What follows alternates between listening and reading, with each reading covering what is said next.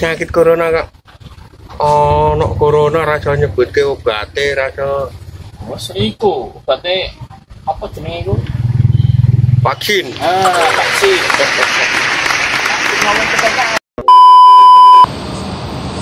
PLP panas apa?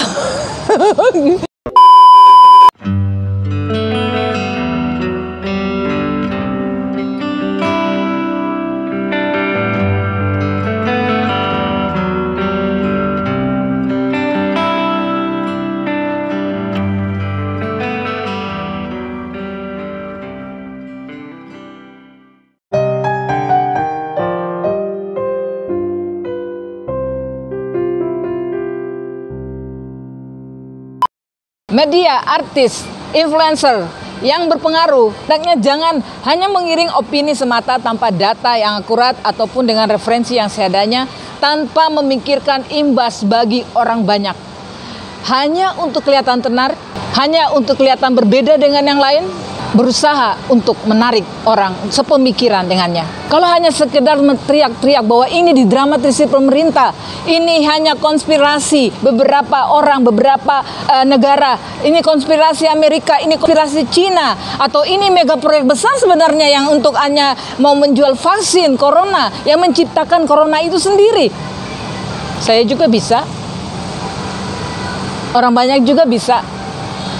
Tapi apakah teorimu itu punya data-data yang akurat? Apakah teorimu itu bisa kau pertanggungjawabkan? Memang mungkin banyak kasus, bukan corona tapi dikatakan corona. Atau banyak kasus, banyak orang yang ingin mengambil keuntungan dari kasus yang mendunia ini. Yang banyak mengambil nyawa, mencabut nyawa banyak orang. Tapi banyak juga kasus, kita tahu angka kematian yang meningkat, angka yang terjangkit kasus meningkat. Kenyataannya, di seluruh dunia, negara, provinsi, kabupaten, kecamatan, distrik, RT, RW, begitu banyak korban, begitu banyak nyawa yang sudah terenggut, saudara, orang tua, anak, adik, kakak, dan sebagainya.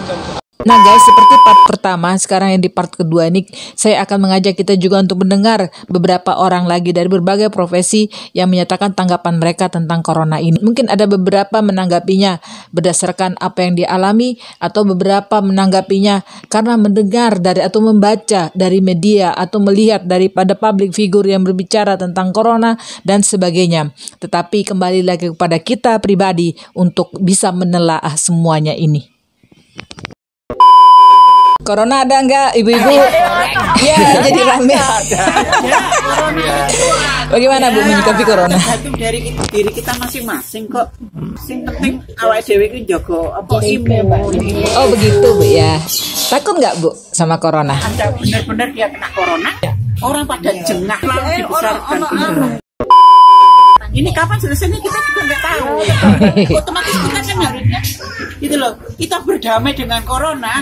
Itu loh. Pak, sampean percaya Pak, corona ada? Dia nggak percaya. Kok corona kok penyakit orang kita gitu. Penyakit corona kak. Oh, no corona rasa nyebut ke obate rasa. Wes iku, obate apa jenenge iku? Vaksin. Vaksin. Ngomong vaksin ngomong ini ya dhewe. Wah, paling bawah ya wis manut ngono wae. Manut apa jarene ngono wae. Kalau sampean piye Pak? Percaya nggak corona? Saya penginane tenan wong 20 kena di rapid test. Jadi aku ya percaya. Aku wong cilik ya percaya ngono wae. Wong pemerintah ngomongnya ono corona kok. Percaya nggak corona ada? Percaya. Tidak percaya loh, bagaimana tanggapannya? Orang tidak percaya corona itu ada. Dia tidak menyayangi diri sendiri. Dia tidak sayang dengan keluarganya. Dia tidak sayang dengan orang di sekitarnya. Bila dia tidak percaya, jangan mempengaruhi orang lain. Pak, percaya nggak dengan corona? Saya tidak percaya adanya corona. Kok iso Pak? Ya kalau untuk corona itu kembali ke masing-masing. Kalau saya pribadi tidak ada corona. selama kita percaya yakin bahwa kita atau imun kita kuat, itu alhamdulillah kita tidak mengenal itu namanya corona. Jadi pada intinya saya nggak yakin dengan adanya corona. Itu saya tidak merasa takut dengan adanya corona. Selama kita yakin Tuhan selalu dekat sama kita dan tidak ada corona. Pak, percaya Pak, corona ada? Nggak percaya. Kenapa nggak percaya Pak? Oh, kok mari-mari ya? Gak mari-mari ya. Masalah percaya nggak percaya sebenarnya awalnya sih saya percaya ada berhubung satu kelurahan ada salah satu kampung saya kan sebelah itu ada yang jadinya ya mau nggak mau percaya. Corona itu ono nggak Pak? Ada. Berarti sampean percaya corona itu ada. Terus takut nggak Pak dengan corona? Takut. Oh, sama Pak. Terus kenapa percaya kalau corona ada Pak? Ya kebetulan aja beberapa teman saya tertular corona dan ada yang meninggal. Ngapunten Mbah. Mbah, percaya apa mboten? Corona niku wonten Mbah.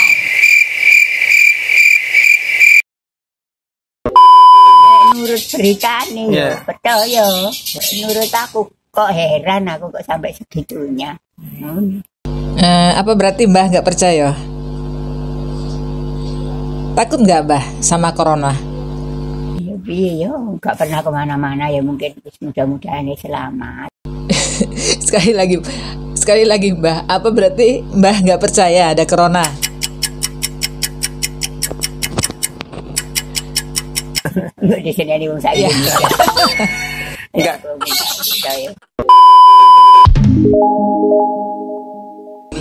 Corona itu ada nggak menurut sampean? Corona itu ada nggak menurut sampean? Corona. Ada lah. Ada. Oh no. Takut nggak sama corona? Takut sih enggak lah, aku takut. Kan banyakan dari jantung, dari paru-paru, dari diabetes. Yang terserang kan itu mesti kebanyakan itu. Kenapa nggak diisolasi dengan yang menunggu? Itu yang ditangani dulu. Jadi tidak menyebar. Kalau memang itu termasuk corona, kan penyakit jantung, paru-paru, diabetes. Ya. Biarpun di rumah juga orang yang kena itu banyak juga ya dimasukkan COVID kan. Jadi kesimpulannya Ibu percaya corona? Ya apa ya, percaya ya nggak percaya tapi ya banyakan apa nih? Takut nggak sama corona? Ya takut karena virus ya, kan nggak kelihatan virus. Nah, di sini menjadi tugas media bukan saja untuk menyampaikan informasi, bukan saja untuk menyampaikan pernyataan-pernyataan supaya kelihatan cerdas dan sebagainya, tetapi harus bisa mengedukasi masyarakat, bisa mendidik masyarakat sehingga masyarakat dapat mengambil suatu keputusan yang bertanggung jawab sehingga permasalahan negara ini menjadi permasalahan kita semua dan dapat diatasi dengan baik. Cari tahu benar siapa narasumber yang dipakai, cari tahu, selidiki apa latar belakang pendidikannya. Jangan hanya sekedar tenar, jangan hanya sekedar booming dan sebagainya. Pada saat kita melempar ini kepada masyarakat, pada saat kita mengangkat sebagai suatu topik yang mungkin topiknya menjadi tren, tetapi pada akhirnya ini menimbulkan masalah, mendulang masalah baru dan menyebabkan malu. Kalau tidak percaya COVID itu ada, simpan ketidakpercayaan itu bagi dirimu sendiri. Dan gali informasi, cari data-data yang akurat dan bisa dipertanggungjawabkan untuk menguatkan apa yang menjadi pemikiranmu. Karena ingat, teori bukan sekedar teori atau bukan sekedar asumsi, tapi teori harus dibuktikan dengan data-data yang akurat dan bisa dipertanggungjawabkan. Karena ini bukan menyangkut dirimu sendiri, bukan menyangkut ketenaranmu, tetapi menyangkut begitu banyak orang, begitu banyak nyawa, begitu banyak perasaan yang sudah ditinggalkan akibat COVID-19 ini. Coba tempatkan dirimu kepada orang-orang yang ditinggalkan, sanak saudaranya, ditinggalkan orang tua, kekasih, adik, kakak, kerabat, dan sebagainya. Bagaimana perasaanmu? Apakah engkau harus menunggu dulu ada saudaramu yang dipanggil, keluargamu, istri, suami, dan sebagainya yang harus dipanggil dulu, baru engkau percaya COVID itu ada? Saya sangat menghargai suatu pendapat dari seseorang.